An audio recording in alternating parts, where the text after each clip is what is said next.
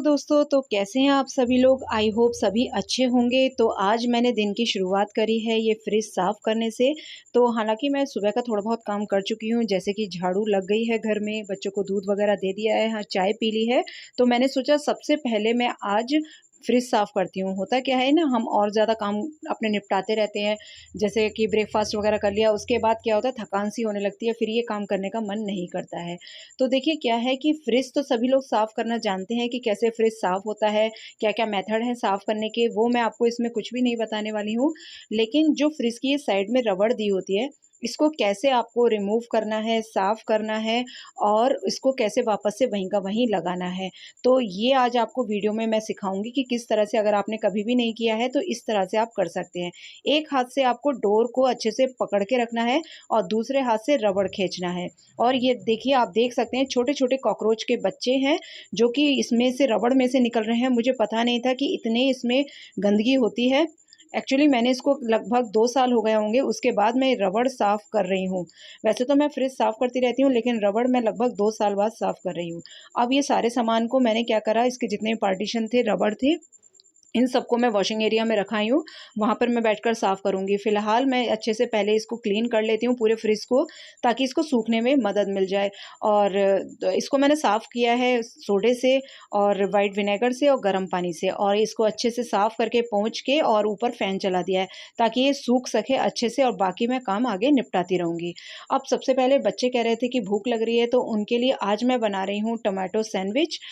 और tomato sandwich बनाने से पहले मैं क्या करूँगी, पहले क्लीन अपनी रसोई सारी कर लूँगी, क्योंकि फ्रिज का सामान निकला था, तो बहुत ज़्यादा रसोई फैल रही थी।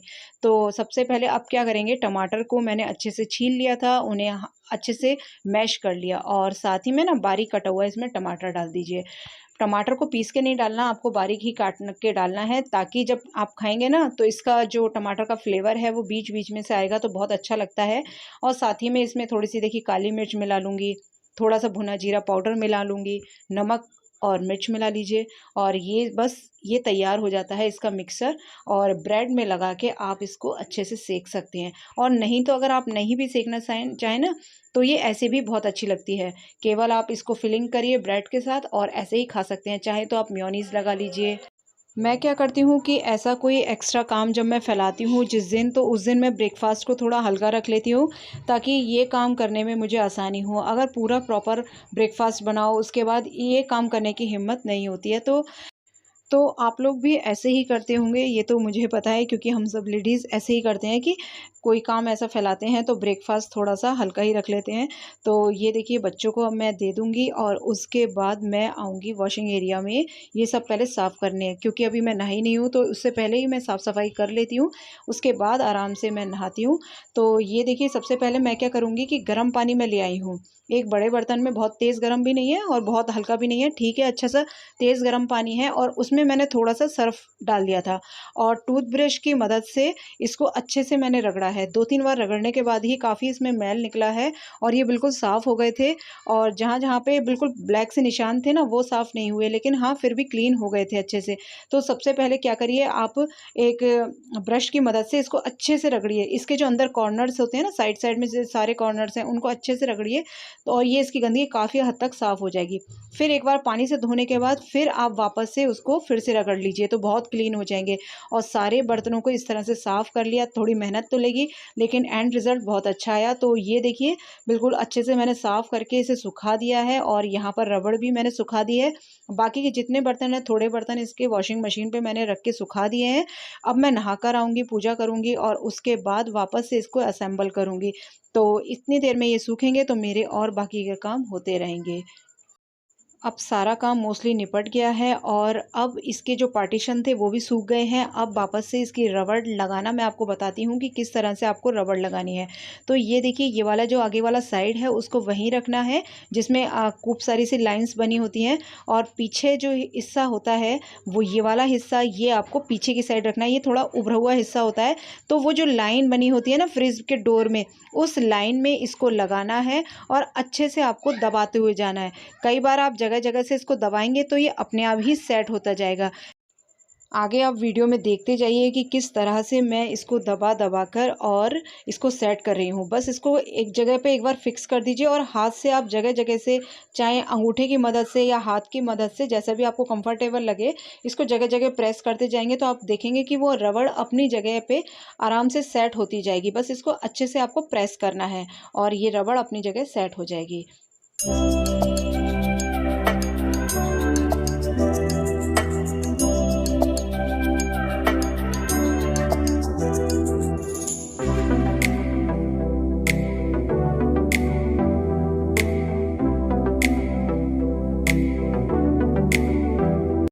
तो लीजिए, ये रबड़ भी सेट हो गई है और उसके बाद जितने इसके पार्ट्स थे वो भी सारे मैंने सेट कर दिए हैं। अब बारी आती है जो सामान है वो मैं रख लेती हूँ जल्दी-जल्दी से, और उसके बाद मैं आपको आज दिखाने वाली हूँ कि आपको घर पे ही आप कम सामान में किस तरह से अच्छी एक नमकीन तैयार कर सकते हैं, वो भी बहुत ही कम दाम में और बहुत ही कम एफ़र्ट से।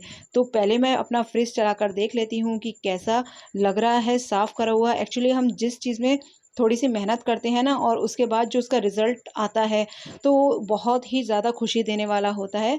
तो फ्रिज अच्छे से साफ़ हो गया है, तो देखकर ही इतनी खुशी हो रही है कि कितना साफ़-सुथरा सा फ्रिज हो गया है। जब भी आपको मौका मिले तो इस तरह से आप रबड़ निकाल के फ्रिज को अच्छे से आप क्लीन कर सकते हैं। एक बार महीने में या 2 महीने में एक बार रबड़ को निकाल कर आपको ज़रूर साफ़ कर लेना चाहिए, तब ताकि हमारा जो फ्रिज है ना वो अच्छे से क्लीन बना रहे और जो साइड में जैसे आपने देखे कॉकरोचेस वगैरह वो आने के चांसेस भी ना रहें। तो फ्रिज साफ़ हो गया है और ये ग्रॉसरी का कुछ सामान है जो कि रात में आके रखा हुआ था और उसको लगाने का मुझे बिल्कुल भी समय नहीं मिला था। तो अब मैं सबसे पहले क्या करूँगी, ग्रॉसरी का सामान को उसकी जगह पर लगा दूँगी और उसके बाद थोड़ी किचन साफ़-सफ़ाई सी हो जाएगी तो कुछ काम करने में का मन भी करता है। तो सबसे पहले सारे डिब्बों को, जो आप देख रहे हैं कितने कलरफुल से डिब्बे हो रहे हैं, तरह तरीके के डिब्बे हैं मेरे पास। तो उनमें सबसे पहले मैं सामान भर लूँगी और जो पहले पुरानी दाल थी ना उसको अलग एक पॉलीथिन में मैंने करके रख दिया है, ताकि सबसे पहले वही दाल यूज़ हो और उसके बाद हमारी नई दाल यूज़ होगी। तो सबसे पहले मैंने नई दाल को इस तरह से डिब्बे में भर दिया और जो ये पुरानी दाल थी ना उसको इस तरह से पॉलीथिन में लपेट के और ऊपर रख दिया, क्योंकि सबसे पहले वही दाल यूज़ हो जाएगी। अब देखिए, जो ये पॉलीथीन्स हैं, इन पॉलीथीन को मैं क्या करूँगी, एक जगह इकट्ठा कर दूँगी और आगे जो कभी ठेले वाले आते हैं, सब्ज़ी वाले, मैं उन्हें दे देती हूँ ताकि ये इन चीज़ों का हमारा रीयूज़ भी हो पाए। तो यहाँ पर अब मैं बना रही हूँ, नमकीन बनाने की तैयारी कर रही हूँ। तो उसके लिए मैंने 1 मुट्ठी लगभग मलका की दाल और 1 मुट्ठी ही चने की दाल को अच्छे से सोख करके भिगो दिया है और जब भी मैं बनाऊँगी तो इससे मैं आपको बताऊँगी कि कैसे बनाना है। तो सबसे पहले इसको भिगोना बहुत ज़रूरी है। अब साथ ही में मैंने 2 आलू लिए हैं, मीडियम साइज़ के, कैसे भी आलू आप ले सकते हैं, लंबे, बड़े, छोटे। तो आप उनको पहले छील लीजिए और फिर एक बर्तन में जो कद्दूकस का मोटा साइड होता है, उस साइड से ही आपको इस तरह से कसते हुए और लंबे से लच्छे बनाने हैं।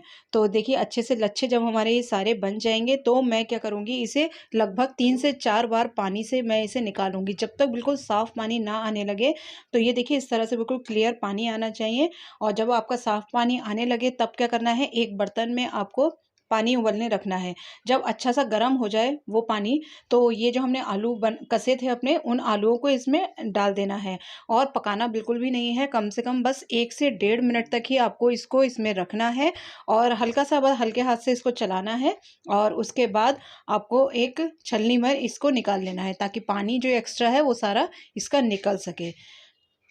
अब देखिए, अच्छे से चलाने के बाद अब मैं इसको छलनी में निकाल लिया है और एक कपड़ा सूखा मैंने एक मेज पर फैला दिया है और ये जितना भी आलू का मिश्रण है इसको मैं दूर-दूर तक फैला दूँगी और थोड़ा-सा हाथ से फैला दूँगी और ऊपर तेज पंखा चला दीजिए।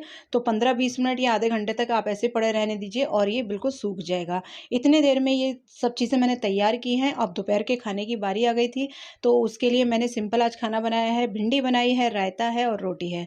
अब शाम का समय हो गया है, तो अब बारी आती है इन सबको नमकीन बनाने की। तो ये दाल जो थी, दोनों दालों को मैंने अलग-अलग छलनी में कर दिया है और साथ ही में ये है पोहा।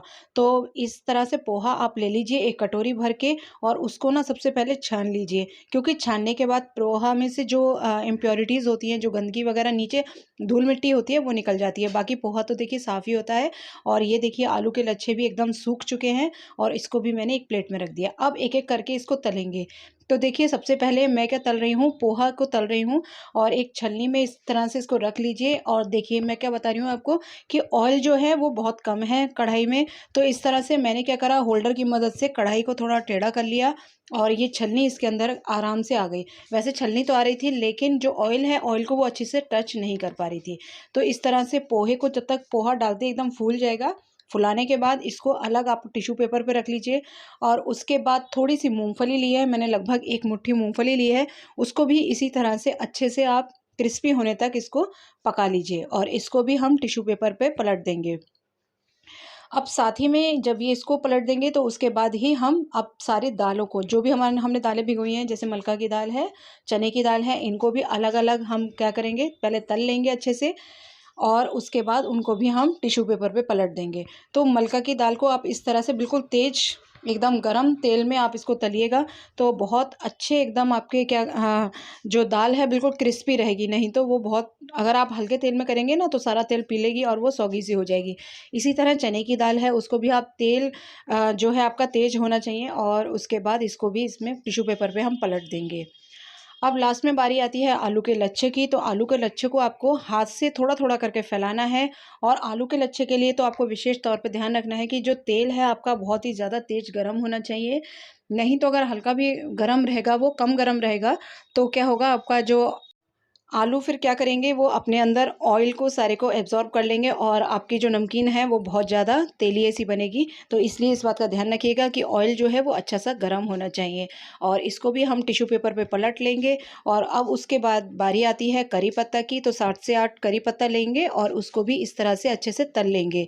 अब ये सारी चीज़ें जब हमारी तल चुकी होंगी, तो अब हमें क्या करना है, एक बड़ा भगोना लेना है, जिसमें भी आप भगोने में बनाना चाहें भगोना ले सकते हैं, नहीं तो परात आप ले सकते हैं और एक जगह ही ये सारी चीज़ों को पहले हमें मिक्स करना है अच्छे से और उसके बाद हमें लास्ट में इसका नमकीन का मसाला बनाना है।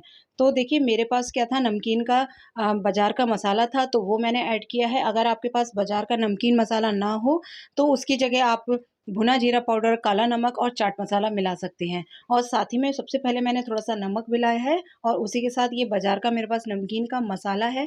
यहाँ पर एक नमकीन की शॉप है जहाँ से नमकीन लेने जाऊँ तो वो अलग से मसाला ज़रूर देते हैं, तो यही मसाले को मैंने इसमें यूज़ किया है और अब मैंने इसमें थोड़ा-सा मिठाई के लिए बूरा ऐड किया है। आप चाहें तो बूरे की जगह पिसी हुई चीनी भी ऐड कर सकते हैं, तो थोड़ा फ्लेवर इसका खट्टा-मीठा-सा आएगा और तो ये देखिए नमकीन बनकर तैयार हो गई है और ये नमकीन आप 15-20 दिन तक आराम से खा सकते हैं, बहुत ही टेस्टी नमकीन बनी थी। अब नमकीन को एक कंटेनर में हम फ़िल कर लेंगे और 15-20 दिन तक इसको अच्छे से एंजॉय कर सकते हैं। सो फ्रेंड्स, अगर वीडियो में आपको कुछ भी अच्छा लगा हो, कुछ भी इन्फॉर्मेटिव लगा हो, तो प्लीज़ इसे लाइक ज़रूर कीजिएगा and do subscribe my channel. Thank you so much for watching this video.